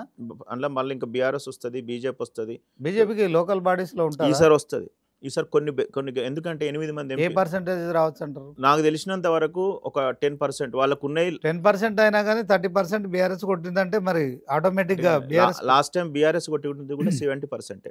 అంటే ఇప్పుడు నేను ఏమంటున్నా అంటే 60-70% కొట్టినా కానీ ఇక్కడ ఏముంటుందంటే, వీళ్ళు ఎవ్వరు కూడా ఎవరైతే ఇప్పుడు పోటీ చేస్తున్న సర్పంచులు కానీ, ఎంపీటీసీలు కానీ, జెడ్పీటీసీలు కానీ ఈ 3 ఏళ్ళే ఉంటారు. 3 ఏళ్ళ తర్వాత అప్పుడున్న అనాలసిస్ ప్రకారం గవర్నమెంట్ ఎవరిది వస్తుంది, తర్వాత ఎటు పోతుంది. ఎందుకంటే ఒక ఎలక్షన్ గెలవాలంటే 20-25 లక్షల రూపాయలు మినిమం ఖర్చు పెడితేనే గెలుస్తున్నారు. కాబట్టి ఇప్పుడు గెలిచిన వాళ్ళే ఈ పార్టీలు ఉంటారని అనుకోను. కవిత ప్రభావం ఎట్లుంటుంది చెప్పండి. కవిత ఇప్పుడు ఒకటండి, తెలంగాణలో ఒక ప్రాంతీయ పార్టీ స్కోప్ ఉంది ఖచ్చితంగా, కానీ అది ఎవరు పెడితే స్కోప్ ఉంటుంది అనేది నేను పెద్దగా విమర్శించను. కాకపోతే మల్లన్న పార్టీ పెట్టిండు కదా, ఆ పార్టీ స్కోప్ ఉంటుందా? బీసీ తెలంగాణ ఉద్యమం కంటే చాలా కఠినమైనది బీసీని మెయింటైన్ చేయడం. ఎందుకంటే అన్ని కులాలను కలిపి ఒక పార్టీ నడపడం అనేది చాలా కష్టం. ఒకటి ఏంటంటే కవిత గారి ప్రభావము, మల్లన్న గారి ప్రభావం అయితే నాకు తెలిసినంత వరకు కొన్ని ఓట్లు సాధించగలుగుతాయి. మళ్ళీ మల్లన్న గారు కూడా, అంటే ఇప్పుడు కవిత కాకుండా మల్లన్న కాకుండా ఇంకే కొత్త పార్టీ రాబోతుందా తెలంగాణలో? ఏమి రాదు, స్కోప్స్ ఉండే, రిప్యుటేషన్ పర్సన్స్ ఉండే. ఇప్పుడు ఎగ్జాంపుల్ అంటే పేర్లు తీసుకోవద్దు. ఇప్పుడు హరీష్ రావు గారు తెలంగాణ ఉద్యమంలో ఉన్నారు, ఈటల రాజేందర్ గారు తెలంగాణ ఉద్యమంలో ఉన్నారు. వాళ్ళిద్దరు కలిసి పార్టీ పెడతారు. ఇది దీనికి సంబంధించిన సబ్జెక్ట్ కాదు అది. రాజగోపాల్ రెడ్డి గారు తెలంగాణ ఉద్యమంలో ఉన్నారు, పొన్నం ప్రభాకర్ గారు తెలంగాణ ఉద్యమంలో ఉన్నారు అనుకోండి. ఎగ్జాంపుల్ చెప్తున్నా నేను. ఇలాంటి వ్యక్తులు అంటే పాత హిస్టరీ ఉండి తెలంగాణకి ఏమైనా లాభం చేసి అన్ని సమాజ కులాలతో సంబంధాలు ఉండి ఎలాంటి కేసులు లేకుండా, దాంట్లో ఒక ఈటల రాజేందర్ పేరు అయితే కనిపిస్తుంది. ఎందుకంటే రాష్ట్ర అధ్యక్ష పదవి రాలేదు, ఆయన అసంతృప్తిగా ఉన్నాడు. రీసెంట్గా కూడా మరి ఆత్మగౌరవం గొప్పది పార్టీ పదవుల కన్నా అని చెప్పి కూడా ఆత్మగౌరవం గొప్పది అనేది. అంటే మళ్ళీ నిన్న ఈవినింగ్ స్టేట్మెంట్ ప్రకారం ఏంటంటే, షర్టులు ఇప్పి పక్కన పడేసేంత పార్టీలు మార్చే తత్వం కాదు. అప్పుడు పార్టీ నన్ను ఎల్లగొట్టింది తప్ప నేను పోలేదు, పార్టీని మారలేదు. పార్టీ ఎల్లగొట్టింది కాబట్టి బీజేపీలో చేరిన. సో నేను పార్టీ పెట్టే ఉద్దేశం అయితే లేదు, అది వక్రీకరించడం అంటే నేను ఏమన్నా మల్లన్న పార్టీ ప్రభావం ఏమన్నా మల్లన్న పార్టీ ప్రభావం ఉండాలంటే ఫస్ట్ ఆఫ్ ఆల్ ఆయన కింద ఎవరైతే ఉన్నారో బీసీ లీడర్లను తయారు చేసుకోవాలండి. ఫస్ట్ బీసీ లీడర్లను మంచి వాళ్ళని చూసుకొని తయారు చేసుకోవాలి. రెండోది ఏ టీఆర్ఎస్ తోని కానీ, బీజేపీతో కానీ, కాంగ్రెస్ తోని కానీ పొత్తు పెట్టుకోకూడదు. ఒక్క నిమిషం అండి, పొత్తు పెట్టుకోకూడదు. సో మల్లన్న ఇంకా పొత్తు ఎందుకు పెట్టుకుంటాడు? కొత్త పార్టీ పెట్టుకున్నాక ఆ పార్టీని లేపుకుంటాడు. కానీ పొత్తు అంటే ఇప్పుడు నెక్స్ట్ వచ్చే ఎలక్షన్లలో పార్టీ పొత్తు లేకుండా ప్రకటించగలుగుతారా? కవిత గారు ఇప్పుడు పార్టీ పెడుతున్నారు, బీసీల కోసం ఉద్యమం పెడుతున్నారు కవిత. ఇప్పుడు ఆమె ఉద్దేశం అదే కదా. ఇప్పుడు ఏం చేస్తున్నారంటే వీళ్ళు strategic step, first step wrong చేస్తున్నారు. కవిత గారు బయటకు వచ్చి వాళ్ళ నాన్నను హరీష్ రావు గారిని అనుకుంటా, మన కేటీఆర్ని అనుకుంటా డైరెక్ట్ హరీష్ రావు గారిని టార్గెట్ చేశారు. హరీష్ రావు గారు is the one of the part of the BRS. Etela Rajender గాని, హరీష్ రావు గారు కానీ, తర్వాత వీళ్ళందరూ కూడా కీలకం. అయితే వాళ్ళని టార్గెట్ చేసినప్పుడు ఏమవుతుందంటే ఆటోమేటిక్గా మైనస్ అవుతుంది. అది ఎన్ని కారణాల నుండి ఏమన్నా చేయని. సో ఇలాంటి స్ట్రాటజిక్ స్టెప్స్ కనుక పోతే అది ఎంత బౌన్స్ అయితే పెరుగుతుందో ఆ బౌన్స్ అంతే కిందకు. అయితే నాకు తెలిసినంత వరకు ఈ రెండు పార్టీల ప్రభావం ఎట్లా ఉంటుంది, ఓటు స్ప్లిట్టింగ్ ఒకటి ఉంటుంది, ఎవరో ఒకరు ఓటమికి కారణమవుతారు. వీళ్ళైతే ప్రత్యేకంగా ఓ 15-20 సీట్లు గెలిచి ఉండడం, మళ్ళీ చివరి వరకు కూడా వేరే దాంట్లో మెర్జన కావాలి, లేకపోతే ఎవరితోనొకరితో పొత్తను పెట్టుకోవాల్సిన. రైట్. ఓకే, 42% అంటే 42% బీసీ రిజర్వేషన్లు, కావచ్చు, పార్టీల వ్యూహాలు ఎట్లుండబోతున్నాయి? 42% అనేది ఇప్పుడు మనం డిస్కస్ చేసినాం కదండి. ఆల్రెడీ కాంగ్రెస్ పార్టీ దాన్ని ఎత్తుకుంది, పులి మీద స్వారీ చేస్తుంది. ఇప్పుడు బీఆర్ఎస్ ఉంది, వాళ్ళకి ఏమీ లేదు. ఏం చేయాలా? వాళ్ళు ఒక సజెషన్ ఇవ్వాలా, లేకపోతే ఒక లెటర్ రాయాలి, ఈ విధంగా ఇంప్లిమెంట్ చేయాలని చెప్పాలి. 2018 అమెండ్మెంట్ చట్టంలో మాత్రం క్లియర్గా చెప్పినారు 50% ఓపెన్ దాటద్దు అని చెప్పేసి. ఇప్పుడు ఈ కాంగ్రెస్ పార్టీ ఏం చేసిందంటే స్పెషలైజేషన్ కింద మేము చేస్తున్నామని చెప్పేసి గవర్నర్ దగ్గరకు పంపించారు. వాళ్ళు ఏదో తనలాడుతున్నారు, అక్కడికి ఇక్కడికి పోతున్నారు. ఎక్కడికి మన ఢిల్లీ కూడా మళ్ళీ పోయినారు. కొత్త కోర్టును ఆశ్రయిస్తాము, కోర్టు కోర్టు కోసం వాళ్ళకున్న అది ప్రాసెస్ అనేది ఎవరికైనా తెలుసు. ఇందిరా సహానికి అది పెద్ద సబ్జెక్ట్ అండి. ఇందిరా సహాని కేసులో కానీ ఇక్కడైనా కానీ ఉంది. తమిళనాడు ఏం చేసిందంటే వాళ్ళు చాకచక్యంగా ఎక్కువగా ఆర్టికల్ 9లో పెట్టుకొని సుప్రీంకోర్టు రివ్యూ తీసుకొని ఒక పద్ధతి ప్రకారం చేసిండ్రు. అప్పుడు ఆ పార్టీ అవసరం కూడా నరసింహారావు గవర్నమెంట్ ఉండే. అయితే ఇప్పుడు బీజేపీకి అంత అవసరం లేదు. బీజేపీ 2026 సెన్సెస్లో మళ్ళీ కులగణన పెడుతుంది. వాళ్ళ ప్రాసెస్ వేరే ఉంది. బండి సంజయ్ గారు క్లియర్గా స్టేట్మెంట్ ఏమి ఇచ్చారంటే ఇలా ముస్లింలను కలిపినారు కాబట్టి మేము యాక్సెప్ట్ చేయమని చెప్పారు. సో ఇది ఒడగని చరిత్ర, ఇప్పట్లో కాదు. కాకపోతే ఏంటంటే తెలంగాణ ఎట్లయితే ఇనిషియేట్ అయిందో, తెలంగాణ అప్పుడు ఎట్లా ఇనిషియేట్ అయింది, స్లోగా 1 by 1 ఇనిషియేట్ అయిందో, ఇది ఒక 40% కాంగ్రెస్ గవర్నమెంట్ చేసి పెట్టింది. దీన్ని ఎట్లా నెక్స్ట్ ముందడికి మూవ్ తీసుకుపోతారు అనేది, ఎవరికి మైలేజ్ వస్తుంది అనేది చూడాలి. ఇంకోటి ఏంటంటే బీసీలలో ఇప్పుడు ఎగ్జాంపుల్ టీఆర్ఎస్ పార్టీ ఉందనుకోండి, బీసీ ముఖ్యమంత్రి అనౌన్స్ చేయగలిగేటువంటి సత్తా ఉంటుందా? ఉండదు. ఇప్పుడు బీజేపీ ఏం చేస్తుంది, బీసీ ముఖ్యమంత్రి అంటుంది అప్పటికి 28 వరకు. అప్పుడు కూడా మళ్ళీ బైఫర్గేషన్ చట్టం వస్తుంది, మహిళా రిజర్వేషన్ చట్టం వస్తుంది. ఇప్పుడు చేసిన కులగణన కంటే బీజేపీ నెక్స్ట్ ఇయర్ చేయబోయే జనగణనకే అది ప్రామాణికం అని చెప్తున్నారు కదా. ప్రామాణికం అంటే రెండింటిని కంపారిజన్ చేసుకొని ఒకవేళ కనుక జెన్యున్ వైపు ఉన్నట్లయితే అప్పుడు ఎవరు అవసరం ఎట్లుంటో తెలియదు. ఇలా ఎవరు ఎక్కువ బ్లేమ్ చేస్తే వాళ్ళకి లాభం ఉండే అవకాశం ఉంటుంది. బీఆర్ఎస్ బీజేపీని తిట్టదు. ఎందుకంటే ఆ రోజు మనం ప్లీనరీ సమావేశంలో కవిత గారు అన్నారు కదా, 1 నిమిషం మాట్లాడిండ్రు ఎవరికి బీజేపీ వైపు అని చెప్పేసి. బీఆర్ఎస్ కాంగ్రెస్ని తిడుతుంది, కాంగ్రెస్ బీజేపీ బీఆర్ఎస్ని తిడుతుంది. ఈ ముగ్గురు తిట్టుకోవడంలో ఒకరినొకరిని బ్లేమ్ చేసుకోవడంలో కవిత ఏమంటున్నారంటే జాగృతి పోరాటం చేయడం వల్లనే బీసీ బిల్లు వచ్చిందన్నారు. మల్లన్న గారు ఏమంటారు, మల్లన్న గారు స్వతహా కొంత పోరాడుతున్నారు ఈ విషయంలో. కేసీఆర్ను దించడానికి కానీ, లేకపోతే కేసీఆర్ గారిని దించడానికి కానీ, లేకపోతే బీసీలను ఐక్యత, అందరు కలిసి కేసీఆర్ను హీరోని చేస్తలేరా? మరొకసారి రేవంత్ రెడ్డి ప్రతిరోజు తెలంగాణ మాజీ సీఎంను కేసీఆర్ను గుర్తు చేసుకోవడం కావచ్చు, ప్రతిరోజు ఆయన పేరు తీయకుండా ఏం అట్లా కాదండి, గుర్తు చేసుకోవడం కాదు. ప్రజల మీద అలిగిన లీడర్ ఎవరైనా ఉన్నారు ప్రపంచంలో అంటే ఒక కేసీఆర్ గారే. ప్రజాస్వామ్యంలో ఉన్నప్పుడు, అసెంబ్లీలో చట్టబద్ధంగా ఉన్నప్పుడు అలిగిరని మీరు ఎట్లా అనుకుంటా, ప్రజలు ఇచ్చిన తీర్పును గౌరవించి అనుకోవచ్చు కదా.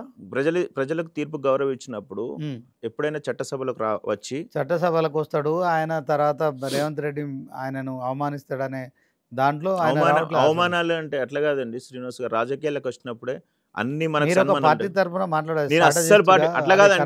అట్లా కాదు. తెలుసు కేసీఆర్ అనే వ్యక్తి ఇవాళ తెలంగాణ రాష్ట్రాన్ని దానికోసం కొట్లాడిండు, ఉద్యమ పార్టీని పెట్టిండు, టీఆర్ఎస్ పెట్టిండు, 14 ఏళ్ళు ఉద్యమం చేసిండు, 10 సంవత్సరాలు తెలంగాణ ప్రజలు ఆశీర్వదించి. కేసీఆర్ అనే వ్యక్తి తెలంగాణలో ఒక చరిత్రకారుడు, ఒక రాష్ట్రాన్ని సాధించడంలో ఆయన కీలక భూమిక పోషించారు. సో కేసీఆర్ ఇప్పుడు కాంగ్రెస్ చేస్తున్న దాంట్లో ఆయనకు అడిషనల్ గా పబ్లిసిటీ చేస్తున్నారు, అదే కాంగ్రెస్ మైనస్ అంటున్నారు. ఇప్పుడు నేను ఏమంటున్నా, కాంగ్రెస్ వాళ్ళని ఇప్పుడు మీరు ఒక పార్టీకి సపోర్ట్ అన్నారు కదా, నేను స్టాటిస్టిక్స్ తోనే మాట్లాడినాను. ఇప్పుడు అదే మీరు ఖైరతాబాద్ ఎలక్షన్, ఆయన ఎప్పుడు రావాల్సిన అవసరం లేదు, ప్రజలే పిలిపిస్తారు. ఖైరతాబాద్ ఎలక్షన్ జరిగినప్పుడు మీరు నా అనాలిసిస్ అడగండి, ఒక రకంగా ఉంటది. రేపు స్టేషన్ గణపూర్ అడగండి, ఒకవేళ స్పీకర్ చెప్తే మీరు అన్నదాన్ని కేవలం జూబ్లీహిల్స్ ఉప ఎన్నికకే, జూబ్లీహిల్స్ లోనే ఉప ఎన్నికలు జరుగుతాయా? 10 మంది పార్టీలు మారిరు, వాళ్ళంతా మరి 9 మంది కూడా మేము బీఆర్ఎస్ లోనే ఉన్నామని చెప్పి స్పీకర్కు చెప్పబోతున్నట్టు సమాచారం అంతోంది. మరొక ఏదైతే ఖైరతాబాద్ విషయం తీసిరు కనుక నేను అడుగుతున్నా, దానం నాగేందర్ సికింద్రాబాద్ పార్లమెంటు కాంగ్రెస్ అభ్యర్థిగా పోటీ చేసిరు ఎంపీగా. సో ఆయనను ఖచ్చితంగా స్పీకర్ నిర్ణయం తీసుకుంటారు, వేటేస్తారు. ఖైరతాబాద్ జూబ్లీహిల్స్ 2 ఉప ఎన్నికలు జరిగే అవకాశం ఉందన్నట్టు కూడా ప్రచారం జరుగుతుంది. ఈ నేపథ్యంలో 2 ఉప ఎన్నికల్లో పరిస్థితి ఎలా ఉంటుంది చెప్పండి. ట్రాన్స్పరెన్స్గా మాట్లాడితే వీళ్ళు అన్నారు కదా, అంటే ఇప్పుడు మనం వీళ్ళ దగ్గర సాక్ష్యాలు తీసుకుపోయి సుప్రీంకోర్టుకి ఇస్తే సుప్రీంకోర్టు వాళ్ళు క్లియర్గా చెప్పినారు, అక్టోబర్ 30 లోపల 3 నెలల లోపల మీరు ఏదో ఒక విషయం చెప్పాలని చెప్పినారు. స్పీకర్కు అతీతమైన నిర్ణయం ఉంటుంది, కావాలంటే ఇంకా 1 month కూడా ఎక్స్టెన్షన్ చేసుకోవచ్చు, ఏదో ఒక క్లాజ్ పెట్టేసి లీగల్ దాంట్లో. కాకపోతే నిజంగా మన అందరం ప్రజలకు తెలిసిన విషయం, మీరు ఒక పార్టీకి సపోర్ట్ చేసిరు అంటాను కదా, ఈ 9 మంది ఒకేసారి 11 నియోజకవర్గాల్లో ఉప ఎన్నికలు జరుగుతాయి. పరిస్థితి కొంత తారుమారైతుంది మిక్స్డ్ ఫలితాలు వస్తాయి. Mixed ఇప్పుడు మీరు ఒక పార్టీకి సంబంధం అన్నారు కదా, స్టేషన్ కన్పూర్ ఇప్పుడు బీఆర్ఎస్ కు పాజిటివ్ ఉంది, ఖైరతాబాద్ ఉంది, 50-50 ఉంది, భద్రాచలం తెల్లం వెంకట్రావు ఉంది, అది కాంగ్రెస్ కు ఉంది. సో ఇట్లా మీరు అడిగింది కదా, ఇది జరగని కేసు. మీరు అడిగితే ఎలా ఉంటుంది అంటే నేను ఆన్సర్ చెప్తున్నా. అంటే ఆ ఎమ్మెల్యేలు ఇప్పుడు ఎందుకు భయపడుతున్నారు? కాంగ్రెస్ పార్టీలో చేరినామని చెప్పుకున్నారు, కండువాలు కప్పుకున్నారు. రేవంత్ రెడ్డి కండువాలు కప్పినంత మాత్రం పార్టీ మారినట్టు కాదని చెప్పడం కావచ్చు. వీళ్ళు కూడా అవి మేము జాతీయ జెండాలను పోలిన కండువాలు కప్పుకున్నామని వీళ్ళు చెప్పడం, అంటే హాస్యాస్పదమైన విషయాలతోని కాంగ్రెస్ మరొకసారి జనాల్లో పల్సాన్ అయిపోతుంది కదా. ఇవాళ మీరు అన్నట్టు సోషల్ మీడియా డామినేట్ చేస్తుంది, ప్రతి ఒక్కల చేతిలో మొబైల్ ఉంటుంది. సో దీంట్లో వీళ్ళు ఎందుకు భయపడుతున్నారు, ఎందుకు యూటర్న్ తీసుకుంటున్నారు? స్పీకర్కు మేము ఇంకా బీఆర్ఎస్ పార్టీలో ఉన్నామని చెప్పడం కావచ్చు. సో దీంట్లో ఇప్పుడు ఈ ప్రజలు ఎప్పుడు ఏ నిర్ణయం చెప్పాలో ఆ నిర్ణయం చెప్తారండి. నేను మీరు అంటే దాన్ని ఆపుతున్నారు క్వశ్చన్ అడిగి. ప్రజలు నిర్ణయిస్తారు.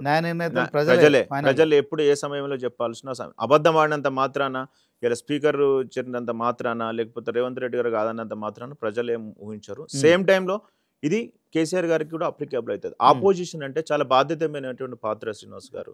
అది ఒకసారి జయలలిత గారిని ఎంత ఎంత చేసినారో మనం అంటే గుర్తుపెట్టుకోండి. అవమానాలు అనేటువంటివి రాజ్యపూజ్యం అనేటువంటిది అందరికీ ఉంటుంది. 24 గంటలు అంటే మీరు బతికినంత కాలం రాజ్యపూజ్యం ఉండదు. ఇప్పుడు తెలంగాణ ఉద్యమంలో ఒక్క నిమిషం కేసీఆర్ గారు తెలంగాణ ఉద్యమంలో అందరికీ తెలుసు, ముందట్లో ఉన్నారు, చాలా చేసిరండి. ఇప్పుడు మీరు వినాయకులు నిమజ్జనం చేస్తారు కదా, మీరు దేనికి ప్రాముఖ్యత ఇస్తారు? ఖైరతాబాద్ గణేష్కి ఫస్ట్ వినాయకుని ఇస్తారు, తర్వాత బాలాపూర్కి ఇస్తారు, తర్వాత ఇంకోటి ఇస్తారు. సేమ్ ఇక్కడ కూడా కేసీఆర్ గారు ఖైరతాబాద్ వినాయకుడు లెక్కనే ప్రతి గల్లీలో వినాయకులు కూడా ప్రతి పార్టీ కానీ, ప్రతి కార్యకర్త కానీ, ఎడ్యుకేటెడ్ కానీ, ఇంటెలెక్చువల్స్ కానీ, రైతులు కానీ, సింగరేణి ఉద్యోగులు కానీ సపోర్ట్ చేస్తేనే ఇలా తెలంగాణ వచ్చింది. అది ఎవరో ఒకరు కెప్టెన్ ఉండాలి కదా. ఇప్పుడు మనం ఏదిని బేసి ఇప్పుడు ఆ సబ్జెక్ట్ మీరు అంటే చెప్తున్నా, నేనేమంటా అంటే ఇంకా అది అయిపోయింది. కేసీఆర్ గురించి మనం పర్సనల్ గా తీసుకొని కానీ మాట్లాడాలి అన్ని పార్టీలకు దాంట్లో బీజేపీ గురించి మీరేమన్నా ఆయన ప్రధాన ప్రతిపక్ష నాయకుడు, అంతకుముందు రాష్ట్రాన్ని సాధించుడు. సో ఆయన సేవలు అవసరము, ఆయన సలహాలు అవసరము, ఆయన సూచనలు అవసరము. ఇప్పుడు 42% బీసీ రిజర్వేషన్ ఏ విధంగా చేయొచ్చు అనే దానికోసం కూడా ఆయన సలహాలు. వాళ్ళ అసెంబ్లీలో ఆల్రెడీ వాళ్ళ ఎమ్మెల్యేలు మద్దతు చెప్పారండి. దాంట్లో మద్దతు కాదండి. ఇప్పుడు రాష్ట్రపతి దగ్గరికి పోవాలా, ఓకేనా? రేవంత్ రెడ్డి గారు పిలవాలా, మొత్తం ఈయన పిలువాడు, వాళ్ళు రారు, ఇష్యూ కాదు. అది ఇప్పుడు తేలదు. బీజేపీకి కొత్త రాష్ట్ర అధ్యక్షుడు ఎన్ రామచంద్రరావు వచ్చిండు. భవిష్యత్తులో అన్ని ఎలక్షన్లు మేమే గెలుస్తామంటున్నాడు. ఫలితాలు ఎట్లా పోతూ ఉంటుంది? పార్టీ గ్రాఫ్ ఎట్లుంది ప్రజలు చెప్పండి.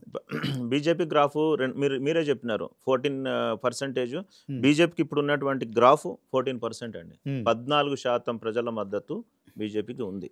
మరి అది పార్లమెంట్ లో పెరిగింది. పార్లమెంట్ లో వీళ్ళది కాదు, అది మోడీ గారి గ్రాఫ్. అప్పుడు ఎన్డీఏ గ్రాఫ్ ఉంది.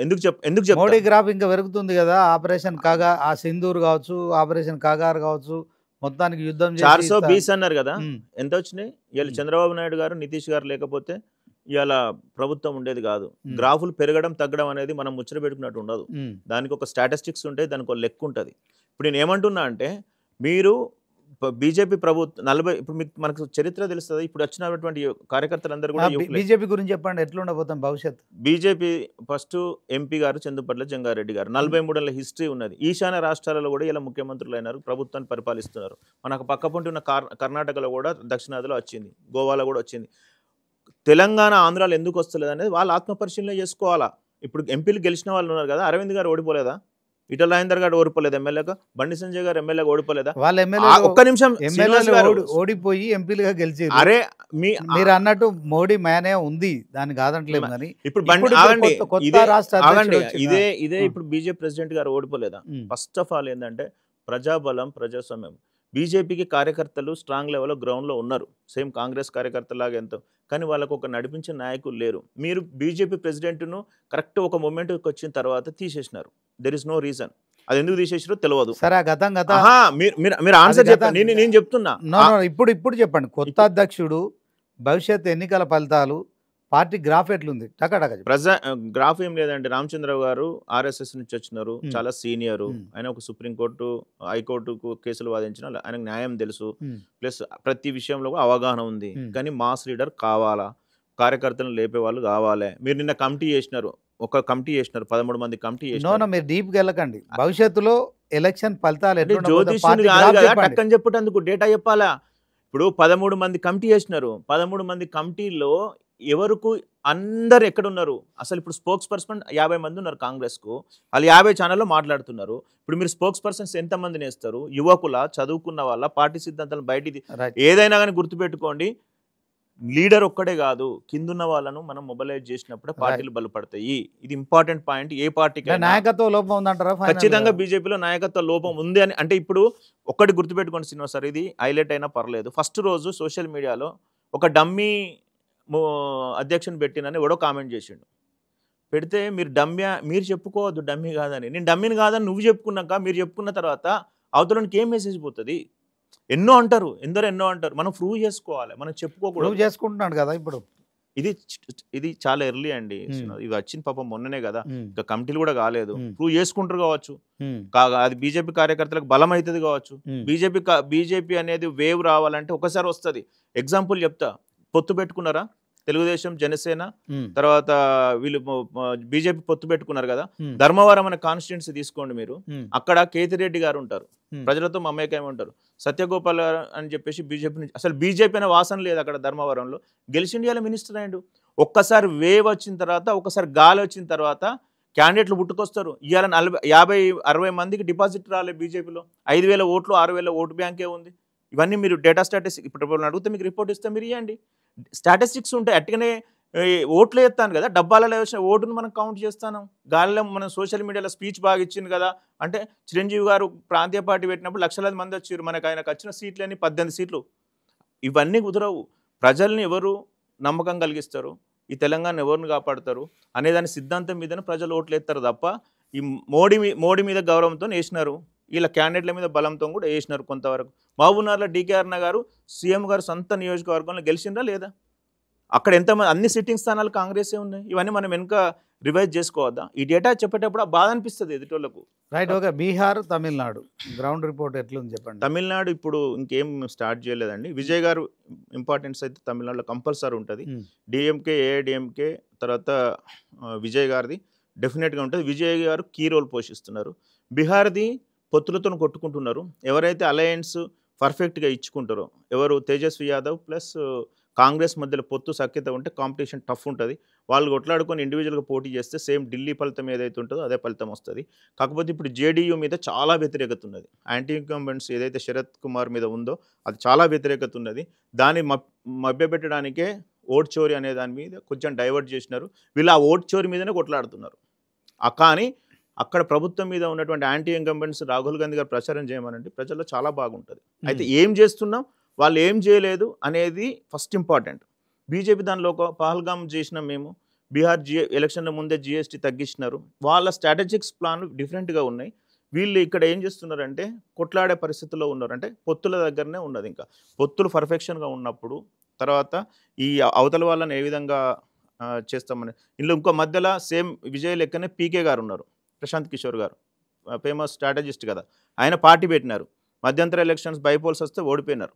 ఇప్పుడు ఆయన కూడా ఒక 18 మేము చేసిన రీసెర్చ్లో 18 కాన్స్టిట్యున్సీలో ఆయన ప్రభావం ఉండబోతుంది. ఆయన టార్గెట్ ఎవరిని చేస్తున్నారంటే తేజస్వి యాదవ్ గారిని టార్గెట్ చేస్తున్నారు, నితీష్ కుమార్ గారిని టార్గెట్ చేస్తున్నారు. దాని ఇంకా చాలా ఉంది. అది మనం ఇంకా నోటిఫికేషన్ వచ్చినాక చెప్తాము. మేము మొత్తం రిజల్ట్స్ వచ్చినాక మీకు అందజేస్తాము. కాబట్టి ఇప్పుడున్నంత వరకు అయితే పొత్తులు వచ్చే వరకు కూడా బీహార్లో ఎవరైనా గెలుస్తారని మీరు సర్వేలు అవి సోషల్ మీడియా చేస్తే దాన్ని ఎట్టి పరిస్థితుల్లో నమ్మకూడదు. పొత్తులలో ఎవరికి ఎన్ని ఇచ్చారు, కాంగ్రెస్కి 100 తీసుకొని తేజస్వి గారికి తక్కువ ఇచ్చింది అనుకోండి, అప్పుడు ఒక రకమైన ఫలితం వస్తుంది. ఒకవేళ కాంగ్రెస్ ఇండివిజువల్ పోటీ చేసి తేజస్వి యాదవ్ గారు ఇండివిజువల్ పోటీ చేస్తే అప్పుడు ఆటోమేటిక్ ఎన్డీఏకి సపోర్ట్ ఉంటుంది. ఇంకా చిరాగ్ పాస్వాన్ అని ఇంకొక వ్యక్తి ఉన్నాడు, యువకుడు. ఆయనకు 40 సీట్లు మొత్తం పోటీ చేస్తూ అంటున్నాడు. ఈ 5-6 కొట్లాటలల్లా కరెక్ట్గా పొత్తు అయిపోయి ఎలక్షన్ ప్రచారం పోయేటప్పుడు ఒక 3 రోజులకు మనం ఎగ్జాక్ట్ రిపోర్ట్ చేయగలుగుతాం. అంటే ఎన్డీఏ కూటమి, ఇండి కూటమి మధ్యలోనే బీహార్ ఎలక్షన్ కూడా కొనసాగుతుంది. దీనిలో చిరాగ్, దాంట్లో ఎవరికి ఎడ్జ్ ఉంది అది ఇప్పుడు పొత్తు వచ్చినాక చెప్పగలుగుతాం ప్రెసెంట్. కాకపోతే ఇక్కడ కీ ప్లేయర్ బీజేపీ. అంటే ఎన్డీఏ పొత్తులతోనే పోవాల్సిన పరిస్థితి, ఇండివిజువల్ గా చేసే పరిస్థితి లేదు. సో దాంట్లో మెరుగ్గా ఎవరు ఉన్నారు? మెరుగ్గా అంటే ఇప్పుడు చిరాగ్ పాస్వాన్ గారు ఉన్న ఆయన ఉన్నాడు కదా, మొత్తం పోటీ చేస్తా అంటున్నారు. నాకు 40 స్థానాలు లేకపోతే ఇక్కడ ఆయన మొత్తం పోటీ చేస్తే ఒక రకమైన రిజల్ట్ వస్తుంది. నితీష్ కుమార్ మీదనైతే చాలా యాంటీ ఇన్కంబెంట్స్ ఉందండి. దాన్ని కాంగ్రెస్ ఇండి కూటమి ఎట్లా యూజ్ చేసుకుంటుంది అనేది మీద డిపెండ్ అయి ఉంటుంది. డెఫినెట్గా అది రసవత్తరమైన ఓటు చోరీ అనే అంశం కాంగ్రెస్కి ఏమైనా ఉపయోగపడుతుంది? ఓట్ చోర్ అనే అంశము ఖచ్చితంగా ఉపయోగపడుతుంది, కానీ అదే అజెండా కాకూడదు. అదే అజెండా మీద పోతే ఏమవుతుంది అంటే యాంటీ ఇంకంబెంట్స్ నువ్వు ప్రజలకు చెప్పలేకపోతావు క్లియర్గా. అంటే ఆయన ఎలక్షన్ కమిషన్ టార్గెట్ చేస్తున్నాడా, బీజేపీని టార్గెట్ చేస్తున్న ఓటు చోరీ? అంటే బీజేపీ రాజ్యాంగం ఉల్లంఘిస్తున్నది అంటే ఓట్ చోర్. అది ఒక స్వయం ప్రతిపత్తి సంస్థ కదా ఎలక్షన్ కమిషన్. ఎలక్షన్ ఎన్ని స్వయం ప్రతిపత్తి సంస్థలైనా ఎవరైతే అధికారంలో ఉంటారో వాళ్ళకే మద్దతు ఉంటాయి. ఇప్పుడు ఇవాళ మనకు స్థానిక సంస్థల ఎలక్షన్స్ రేపు నవంబర్లో పెట్టండి అని ఒకసారి మన సీఎం గారు అంటే ప్రభుత్వం చెప్పానంటే వాళ్ళు పెడతారు. అంటే ఎప్పుడు కానీ గుర్తుపెట్టుకోండి, రాజ్యాంగ స్వతంత్ర ఎన్నికలు పెట్టమని చెప్పడం ఏంటో, దాన్ని శాసించడం డిఫరెంట్. ఇది ఇవాళ బయటకు వచ్చిందండి. కాంగ్రెస్ ప్రభుత్వం ఉన్నప్పుడు బీజేపీలో తీసేసినాయి, బీజేపీలో మన ఊళ్ళల్లో ఎంతమంది ఓట్లు తీసేసినారు, కరడు కట్టిన వాళ్ళు ఓటేస్తారు. అది ఎప్పుడు కానీ గుర్తుపెట్టుకోండి, ఖచ్చితంగా 20% ఖచ్చితంగా జరుగుతుంది మిస్యూజ్ అనేది. అది ఎజెండా కాదు.